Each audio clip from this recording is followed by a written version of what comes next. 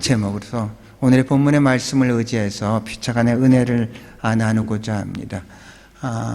5월을 시작한 첫날, 이제 첫 번째 이렇게 하는데, 이제 뒤의 것은 잊어버리고 앞의 것을 향해서, 그 표대를 향해서 이제 달려가야 되는데, 이제 어떤 자세로 우리가 인생을 바라봐야지 마지막 순간에 살았던 삶에 대해서 후회하지 않으며 살을까, 그런 마음으로서 제 자신에게 하는 그런 말씀으로서 이제 준비를 했습니다.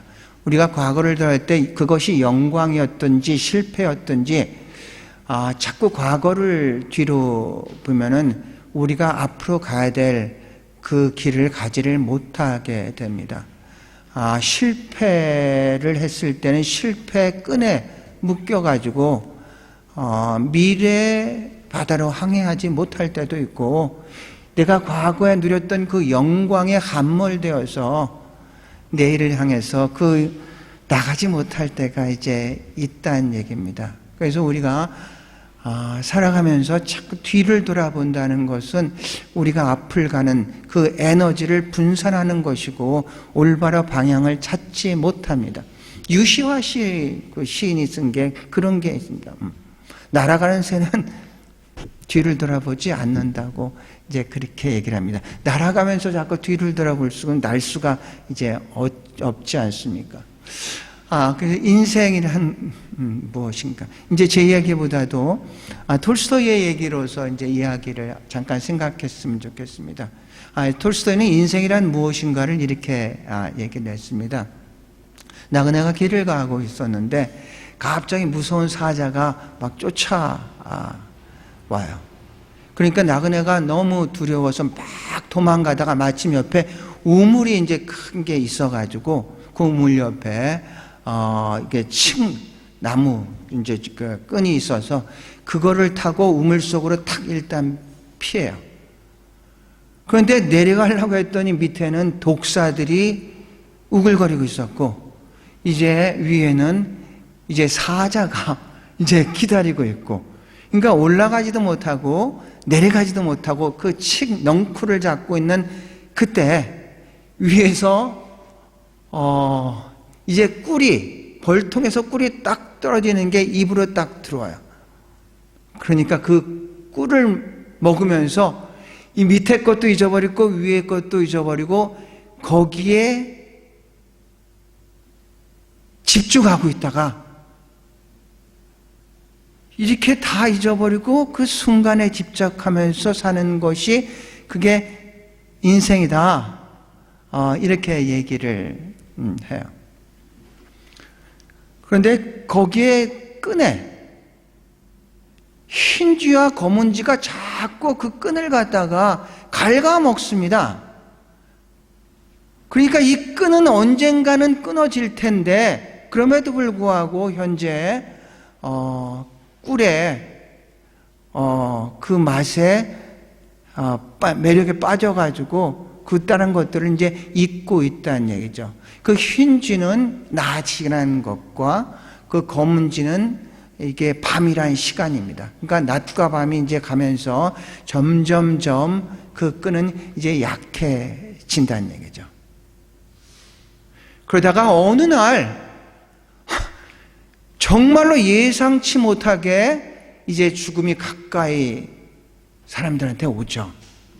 어느 날 전혀 죽음이 내가 예고하고 오지는 않습니다. 어느 날 딱 왔을 때 당황할 수밖에 없죠. 아니, 이게 웬일이야? 이렇게 무슨 병마로 온다든가 아니면 사고를 난다든가 뜻하지 않은 사건으로 해서 갑자기 우리한테 다가올 수가 있다는 얘기입니다.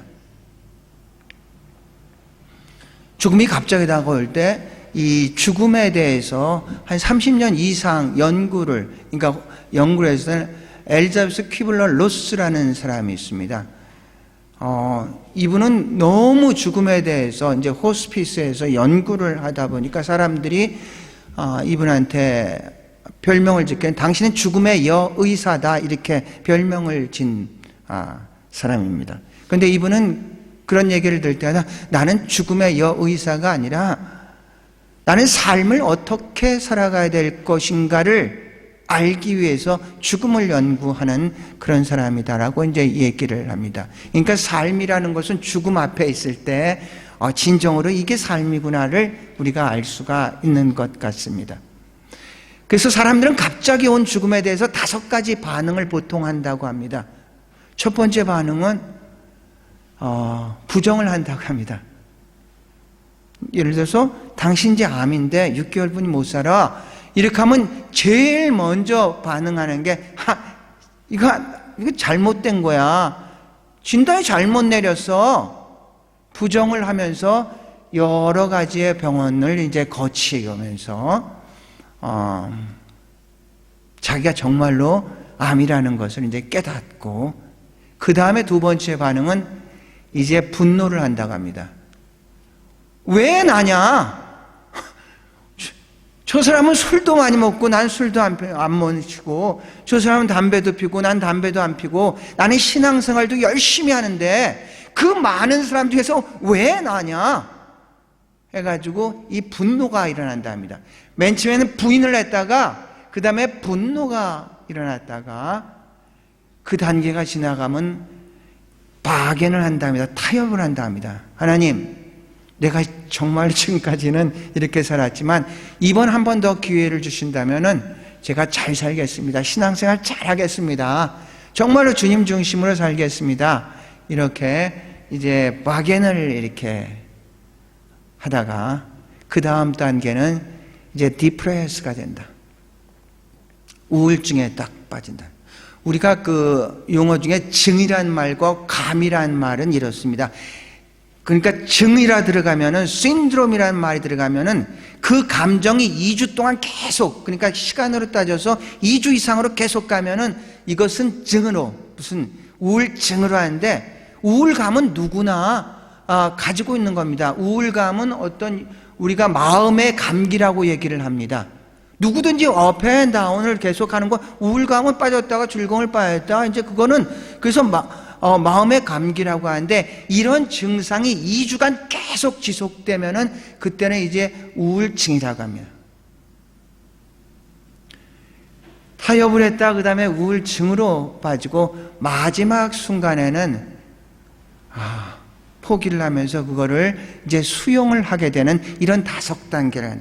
맨 처음에 부정을 했다가, 두 번째로 분노를 했다가, 세 번째로 박연을 타협을 했다가, 네 번째로 우울증에 빠졌다가, 마지막에는 어쩔 수가 없으니까 그냥 그것을 인정하고 수용하는 그런 단계로 이제 5단계가 거친다고 합니다. 이분은 정신과 의사로서 호스피스에서 30년 이상 죽어가는 사람들을 대상으로 해서 연구를 한 결과인데, 이 호주에서는 이 간호사가 호스피스에서 오랫동안 근무를 하면서 이제 죽어가는 분들한테 질문을 했다고 합니다. 무슨 질문이냐면, 인생을 살아오면서 가장 후회되는 일은 뭡니까? 이런 질문을 했다고 합니다. 여지껏 살아오면서 가장 후회되는 게 뭡니까? 그러면서 이분이 책을 썼는데, 인생을 살면서 5가지 후회하는 걸 썼는데, 그 첫 번째가 뭐냐면은, 첫 번째가 사람들이 그렇게 후회를 한다고 합니다. 나는 나에게 진실하지 못했다고. 나는 내가 원하는 삶을 살지 못하고 다른 사람이 원하는 삶을 살았던 것을 가장 후회한다. 그게 이제 첫 번째라고 합니다. 그러니까 자기의 삶을 살지 못하 보여주기 위한 삶을 사는 사람들입니다. 사람들을 의식하면서 자기의 삶이 아니라 보여주기 위한 삶을 살았던 것을 가장 후회한다고 이렇게 얘기를 합니다. 오늘 여러분과 잠깐 생각할 것은 한 3가지 점에서 우리가 이제 인생이라는 것에 대해 잠깐 첫 번째로서는요, 인생은 주관식, 객관식이 아니다, 주관식이다, 이런 말을 썼으면 좋겠습니다. 하나님은 나를 나로, 여러분을 여러분으로 이렇게 만들었죠. 고린도서 15장 10절을 보면은 사도 바울은 나의 나 된 것은 하나님의 은혜라고 했습니다. 내가 바울이 뭐 요한 된 거나 베드로 된 게 아니라 나의 나 된 것은 하나님의 은혜라고 했습니다. 하나님은 우리를 하나님의 형상대로 이제 만드셨죠. 누구랑 비교해서 만든 게 아니라 나를 나로 만들었기 때문에 하나님은 우리가 우리로 살기를 원하는 거지 누구와 비교해가지고 어떻게 살기를 원하는 것은 아니란 얘기입니다. 그런데 우리는 자꾸 누구와 비교를 하면서 그 비교를 통해서 내가 누군가를 증명하려고 한다는 얘기죠. 누구랑 비교해서 내가 누구야 이렇게 얘기를 하려고 합니다. 그런데 하나님은 나를 나로 만들었고 여러분은 여러분으로 만들었고 그래서 하나님은 나의 나됨을 기뻐한다는 얘기죠. 내가 누구와 같은 그런 만약에 삶을 산다면 나의 브랜드는 없고 우리는 짝퉁 브랜드로서 그것이 나인 것처럼 그렇게 살아간다는 얘기입니다. 결코 하나님은 결코 그것을 원치 않죠. 하나님 절대로 그걸 원치 않죠. 우리가 마지막에 하나님 앞에 심판대에 섰을 때 아마 이런 얘기를 들을 것 같습니다. 하나님께서 우리가 이제 심판받을 게 있다면 너는 왜 베드로같이 살지 않았어? 요한같이 살지 않았어? 바울같이 살지 않았어가 그런 말을 하지 않고 너는 왜 너같이 살지 않았어? 이렇게 말씀하실 것 같습니다. 왜냐하면 하나님을 우리로 만들었기 때문에 우리답게 살아가야 되는데 우린 자꾸 비교를 하면서 저 사람과 비교를 하고 그 사람과 비교를 하면서 내가 그 사람들의 비교를 통해서 누군가라고 증명하려고 보이기 위한 그런 삶을 산다는 얘기죠. 두 번째로 생각할 것은요, 인생은 수동태라고 생각합니다. 탈무드에 이런 얘기가 나옵니다. 탈무드에 나옵니다. 노아가 나무를 심었어요. 나무를 심었는데 포도나무를 심었죠. 그러니까 사탄이 거기 와서 무엇을 하느냐 그랬더니 포도나무를 심는다. 왜 심느냐?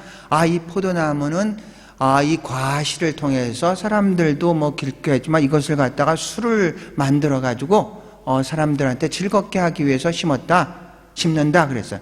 그랬더니 사탄이 나도 좀 돕고 싶다. 그래 너도 도와라. 그랬더니 이 사탄이 포도나무에 거름을 뭘로 줬냐면은 양을 잡아서 양의 피를 뿌렸고 그 다음에 사자를 잡아서 사자의 피를 뿌렸고 그 다음에 돼지를 잡아서 돼지의 피를 뿌렸고 원숭이를 잡아서 원숭이의 피를 뿌렸답니다. 그러니까 그런 어떤 어떤 그 동물의 거름을 먹고 포도나무가 자라서 그래서 술을 마시는 사람들은 그런 현상들이 있다고 합니다. 한 잔을 마시면은 양같이 순해진다고 합니다. 근데 두 잔을 마시면은 조금 과해져 가지고 사자같이 조금 이제 사나워진다고 합니다. 세 잔을 마시면은 이제 이성을 넘어서 돼지같이 막 더럽게 막 그렇게 하다가 마지막 네 잔을 마시면은 원수이같이 그렇게 막 그렇게 뭐 추잡하게 이렇게 행동을 하게 된다고 합니다. 이런 얘기입니다. 맨 처음에는 사람이 술을 마십니다. 그게 좀 과도를 하게 되면은 술을 마시고 그게 정말로 극도로 지나치게 되면은 술이 사람을 마시게 된다는 얘기예요. 술이 사람을 마신다는 것은 무슨 얘기냐면은 내가 그 술을 컨트롤해야 되는데 그 컨트롤 해야 될 것에 대해서 내가 컨트롤을 당하는 겁니다. 그것을 우리는 뭐라 그러냐면 중독이라 그럽니다. 그러니까 술만의 이야기는 아닙니다. 도박 중독에는 그것을 내가 컨트롤했는데 그것에 내가서 컨트롤을 당하는 그런 상태입니다. 마약도 내가 그걸 컨트롤했는데 마약에 의해서, 그러니까 중독이 된 상태는 이성적으로 그것을 이겨나갈 수가 없다는 얘기입니다. 그것에 의해서 지배를 받고 그렇게 그것의 노예가 돼서 살아가는 게, 그게 중독된 상태입니다. 아까 말씀드렸던 그 시티에 가면 윌리엄 부스 센터가 있습니다. 거기는 알코올 드러그 리해빌리테이션 센터입니다. 그러니까 알코올과 마약 같은 거 중독된 사람이, 그런 사람들이 자발적입니다. 절대로 강요하지 않습니다. 내 힘으로 안 되니까, 어떤 다른 기관에 대해서 내가 이것을 갖다 중독해서 이게 이겨나가기로 해. 디톡스를 되기 위해서는 어떻게 해야 되느냐. 그래가지고 자발적으로, 이 사람이 자발적으로 들어왔기 때문에 나가는 것도 상관하지 않습니다. 하지만 거기 들어온 사람들한테는 이제 최선을 다하게 되는데, 거기에 프로그램에 12스텝의 프로그램이 있습니다. 12단계를 넘으면은 이 사람이 완전하게 이제 중독에서 이겨낸 사람이다 얘기를 하는데, 그 12단계 첫 번째 단계는 뭐냐면은, 맞다, 내가 중독된 사람 맞습니다. 그게 인정하는 단계입니다. 알코올 같으면 나 알코올 중독자 맞습니다. 드러그 같으면 나 드러그 중독자가 맞습니다. 자기 인정이 가장 우선이라고 합니다. 신앙에서 똑같습니다. 내가 죄인이 아닌데 뭐 내가 예수가 필요하겠어? 나 의롭게 사는데 누가 필요하겠어? 이렇게 하면 더 이상 진전이 있을 수가 없는 거죠. 제일 먼저 신앙도 그렇고 이 중독된 사람도 그렇고, 그래 맞아, 내가 죄인이야, 내가 알코올 중독자야, 내가 마약 중독자, 자기 인정이 있는, 바로 거기서부터 모든 것들이 출발을 하게 됩니다.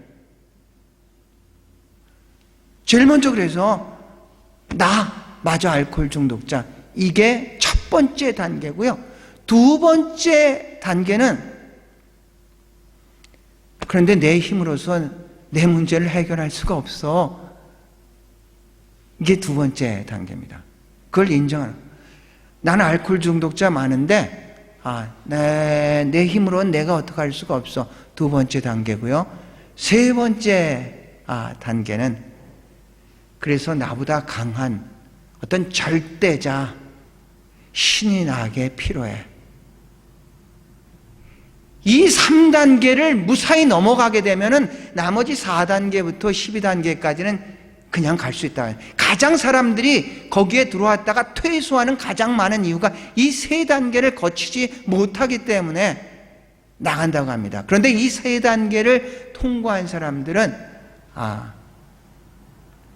나머지의 단계들도 이제 잘 넘어간다고 합니다.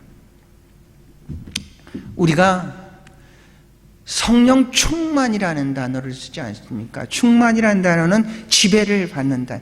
그러니까 우리 크리스찬들은 성령에 중독된 사람이어야 된다는 얘기입니다.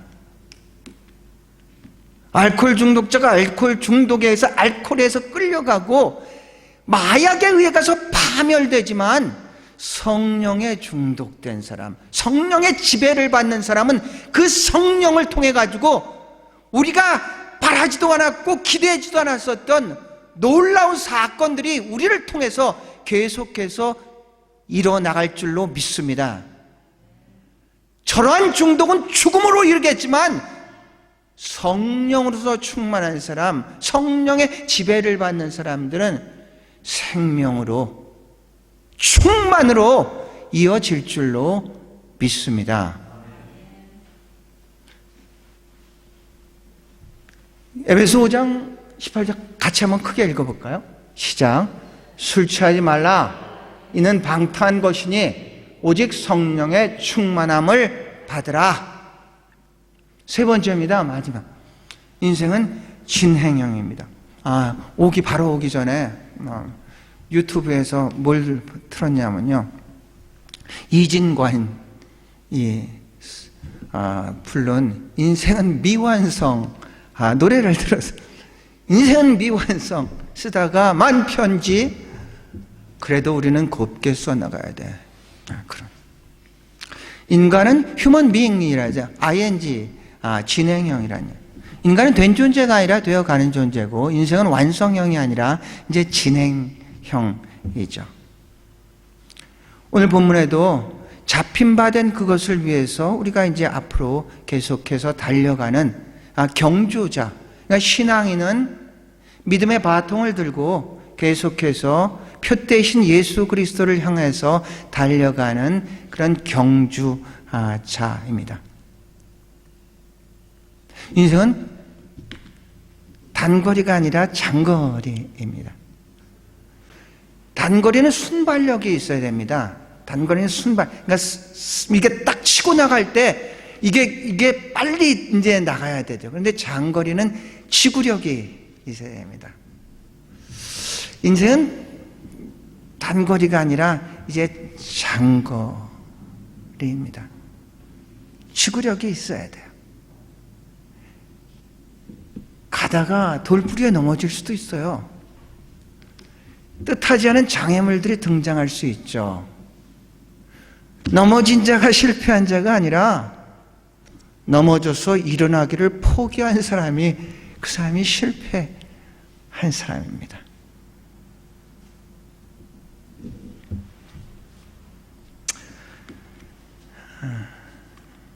우리에게 주어진 구간이 있는데 사실은 우리는 그 구간이 어디까지인지 잘 몰라요.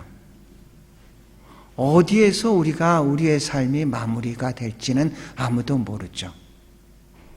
모세 같은 경우에는 출애굽을 하고 정말로 간절하게 빌었거든요. 성경에는 이게 몇 번 하나님한테 가나안에 가고 싶습니다. 이게 몇 번 안 나오는데 이 유태인의 전승에 보면 모세는 엄청나게 하나님 저도 가나안에 들어가고 싶습니다. 그런데 하나님께서 아니야.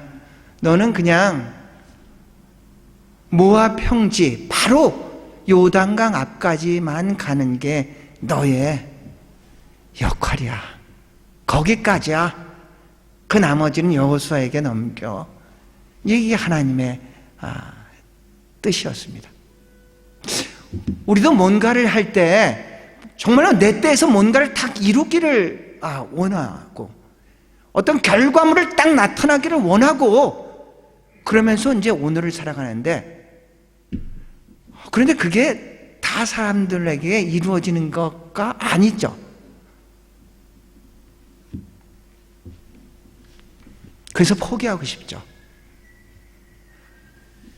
그래서 절망하고 좌절할 때가 참 많이 있죠.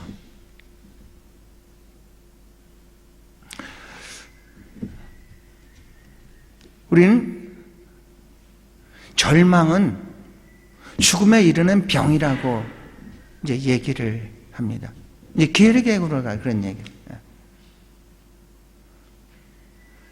희망이 있는 사람들은 전진할 수 있습니다. 오늘을 절망하는 이유는 오늘의 무게가 너무 힘들기 때문이 아니라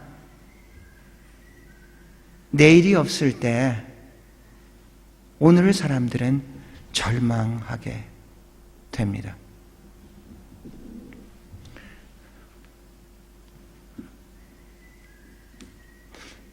에지가 이제 공부를 할 때 제 친구가 에지한테 그런 조언을 하더군요. 에지야, 공부는 머리로 하는 게 아니라 엉덩이로 하는 거야.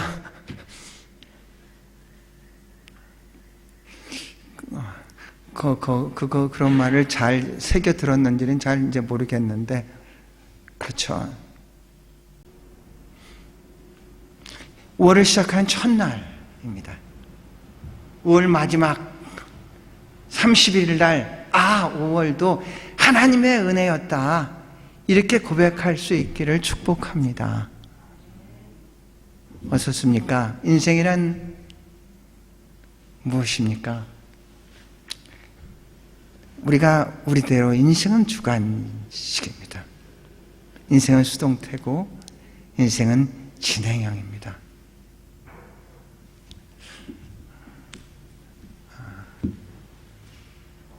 여러분이 있는 곳에서, 여러분이 삶의 현장에서 그리스도인으로서 믿음의 주요 온전케 하신 예수 그리스도를 바라며 잡힌 바 된 잡은 것을 향해서 오늘도 달려갈 수 있는 여러분과 제가 되기를 주의 이름으로 축원합니다.